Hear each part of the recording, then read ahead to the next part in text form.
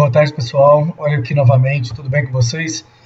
Hoje a gente vai começar nossas discussões sobre o tratamento avançado de feridas complexas. E aí a gente se depara na nossa clínica com esse tipo de lesões. E aí? Que lesão é essa? O que eu faço? Qual o melhor tratamento? O que eu preciso saber desse paciente para poder tratar esse tipo de lesão? Então, tudo isso são desafios que aparecem no nosso dia a dia, tanto no serviço público quanto no nosso consultório particular, nos atendimentos domiciliares. São essas situações que aparecem para nós e as pessoas querem um tratamento especializado, as pessoas querem uma resposta e o objetivo principal de tudo isso é a cicatrização da ferida. Mas como é que eu faço isso? O que eu vou usar? Como que eu vou decidir? Qual é o melhor tratamento? É claro que para a gente poder saber tudo isso, tem vários aspectos que envolvem essa situação, essa condição. E o primeiro deles é conhecer o que está acontecendo com esse paciente para que a gente possa fazer a preparação do leito da ferida. E aí, nisso, a gente tem um ciclo de cuidados que começa lá no paciente. Nós temos, inicialmente, o nosso paciente, nós temos que identificar que tipo de ferida, qual a etiologia, e isso nós vamos ver cada tipo de lesão separadamente, porque é algo complexo, mas que eu não consigo fazer um tratamento eficaz se eu não conheço a etiologia, se eu não sei a causa dessa ferida. Só que a partir do momento que eu tenho o meu paciente, que eu conheço a história dele, que eu sei quais são as doenças de base que ele tem, que eu sei a etiologia da ferida, eu tenho a ferida propriamente dito. E aí é uma única coisa. Se eu domino o que eu vou dizer aqui agora, é a chave do sucesso do tratamento de qualquer ferida, que é a ciência time, que é o preparo do leito da ferida, que é o conhecimento de 4 áreas clínicas que vão impactar diretamente. Então, se eu olho para a ferida, tendo na minha mente a ciência time, eu consigo o manejo de qualquer ferida, de qualquer leito de ferida. E aí, obviamente, através disso, eu vou tratar cada uma dessas situações através de intervenções específicas do enfermeiro, preferencialmente do enfermeiro especialista, mas qualquer enfermeiro pode e deve cuidar de feridas. E aí eu vou observar se essa ferida fechou. Se ela fechou, eu vou trabalhar os aspectos preventivos para que meu paciente não volte a ter lesões. Agora, se ela não fechou, eu preciso identificar onde foi a falha. Essa falha está em mim? Está no diagnóstico, na identificação da etiologia da ferida? Ou está no comportamento do paciente? Independente qual via, de qual lado esteja, é um papel que nós, enquanto profissionais, devemos parar, discutir com o paciente, envolvê-lo no tratamento, porque ele é essencial. Nós atendemos no consultório, atendemos no domicílio, atendemos no ambulatório, e essa pessoa volta para casa, volta a estar inserida no seu contexto social. Então eu preciso saber como é que é o dia a dia dela para saber onde que está a falha do tratamento. E aí, esses são os princípios no preparo do leito da ferida. Eu tenho a ciência time. É um acrônimo, cada letra dessa tem um significado. O T, nós vamos falar de tecido inviável ou deficiente. O I, de infecção ou inflamação exacerbada. O M, de desequilíbrio da umidade, e o E, de bordas. Então vamos lá. Nosso assunto é longo, mas é interessante. Primeiro, o T, de tecido. Eu vou olhar para esse tecido, eu vou tentar entender como que esse tecido está. Se ele está granulado, se tem necrose, que tipo de problema que esse tecido me apresenta. E aí, o que eu vou fazer? Eu vou trabalhar, eu vou identificar qual o problema. Eu tenho um tecido inviável? Eu tenho um tecido deficiente? Se eu tiver, eu preciso fazer o desbridamento. E aí, eu vou definir qual o desbridamento. Um instrumental conservador, que é o que é feito com lâmina, que somente o enfermeiro pode fazer. O autolítico, que é através da manutenção do meio úmido no leito da ferida, eu vou promover uma quimiotaxia. O que é isso? Eu vou atrair, através da umidade fisiológica, células de defesa, células que vão ser seletivas e vão limpar, e vão tirar esse tecido de necrose que eu tenho no leito. Mas, por outro lado, eu posso ter também um desbridamento mecânico, que eu vou esfregar uma gazinha, lembrando que esse deslocamento mecânico é somente em tecido inviável. Eu não posso fazer esse procedimento no tecido de granulação. Ou eu vou prescrever uma pomada, um creme, um gel, que vão ter enzimas ou o próprio desidramento químico.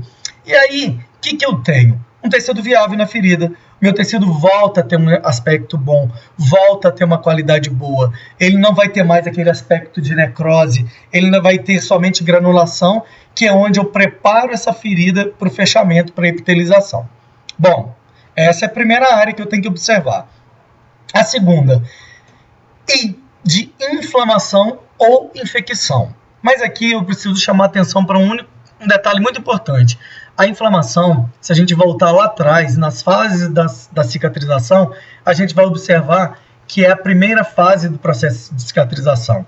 Então a inflamação é algo saudável, mas ela não pode estar exacerbada, ela não pode estar prolongada em uma ferida crônica. A gente lembra que a fase inflamatória ela leva de 3 a 5 dias, mas que ao longo do tratamento essa fase pode estar se perpetuando. E aí eu vou ter que identificar o que está acontecendo e aonde que eu vou intervir.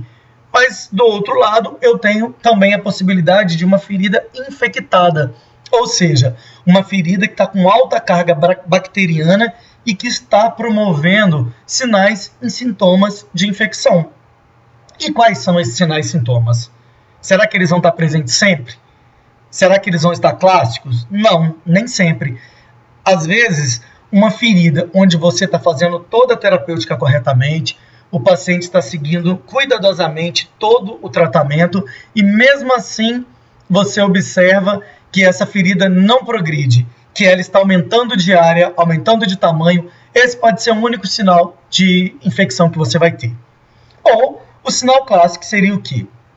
Presença de necrose, vai ser também aumento de exudato, a ferida vai estar altamente exudativa, altamente úmida, com odor fétido e, o mais importante também, um eritema ao redor da ferida, uma vermelhidão, um halo que ele vai crescendo e esse paciente também pode apresentar algumas respostas sistêmicas. Ele pode perder apetite, ficar mais sonolento, ter febre, mas nem sempre a febre vai estar presente. Então, a avaliação da infecção exige um olhar crítico, cuidadoso, uma avaliação clínica muito bem acurada do enfermeiro, para ele saber onde que está o problema. Se realmente eu tenho uma infecção ou se simplesmente é uma colonização crítica, que é um outro assunto que em um determinado momento nós vamos discutir.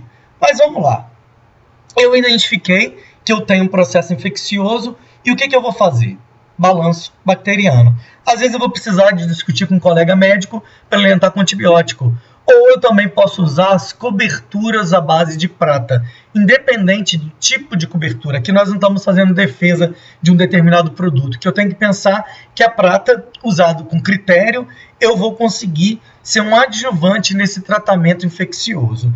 E aí, se eu resolver esse problema, a minha ferida volta a progredir, volta a caminhar num processo de cicatrização.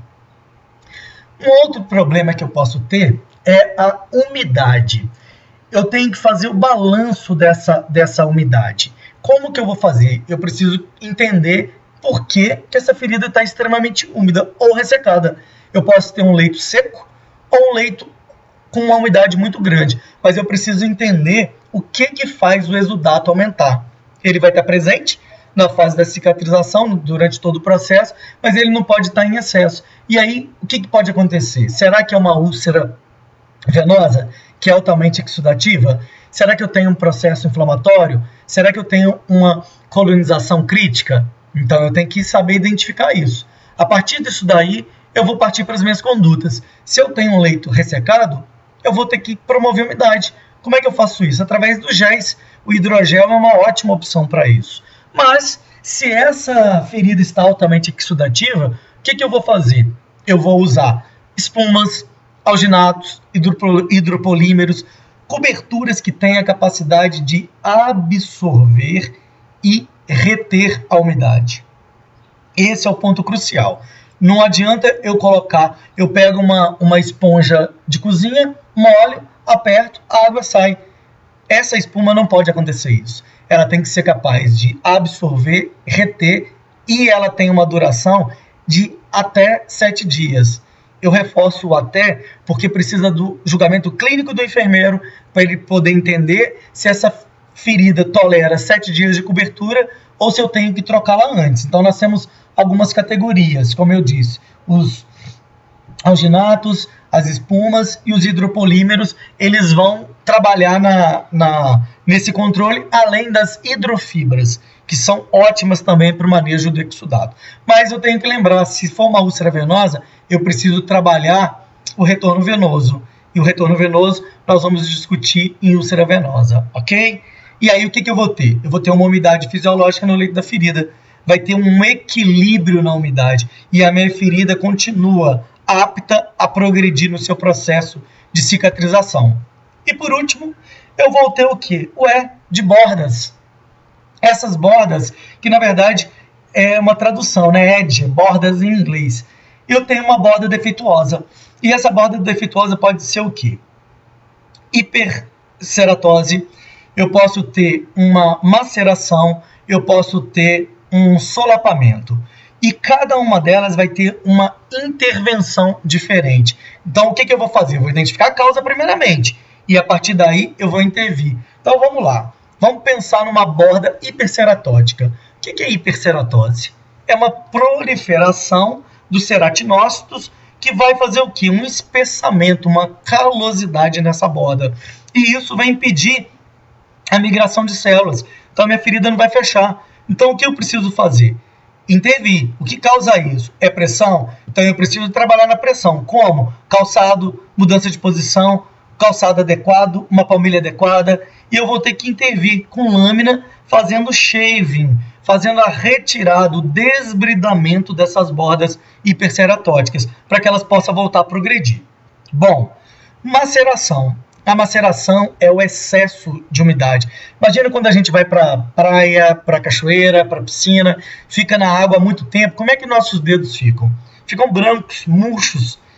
Por quê? É por diferença de osmolaridade. Inicialmente, essas células vão absorver, vão ganhar água, vão ter excesso de umidade. Depois elas vão romper, vão ser danificadas. Então eu vou ter aquele aspecto embranquiçado ao redor dessa ferida. Então eu preciso também controlar a umidade, como eu fiz lá no M. Eu vou usar os mesmos mecanismos. E aí eu tenho um outro problema, que é o solapamento. Ou, como a dermatologia fala, subminada. São o quê? São bordas que descolam. É quando você consegue introduzir uma pinça e a pele eleva, está totalmente descolada. Então eu não posso deixar isso, porque senão eu vou formar sinos, vou formar túneis, fístulas. Então eu preciso preencher. Eu tenho que colocar coberturas que sejam capazes de preencher.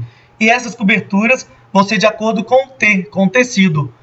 Ou eu vou usar um colágeno se ela estiver 100% granulada, ou eu posso usar espumas, alginatos, hidrofibras. E depende, até mesmo se eu for usar um curativo convencional, uma gazinha. Mas no caso da gazinha e das coberturas não absorvíveis, somente desses que eu disse, o colágeno é absorvido, eu preciso retirar na troca de curativo, para não levar um processo infeccioso. E aí, feito isso, as minhas bordas voltam a progredir. Ela tem um avanço das margens, as feridas já estão em condições de cicatrizar. Bom, é isso. Eu espero que tenha esclarecido e que possa ter ajudado. Acredito que se houver compreensão, domínio do time, a gente consegue trabalhar qualquer ferida. Lembrando que eu preciso conhecer, eu preciso dominar os aspectos da fisiologia. Eu não consigo, de forma alguma, fechar uma ferida sem que eu conheça realmente o que está promovendo essa lesão. Então, eu espero ter contribuído com todos e até a próxima. Grande abraço para todos.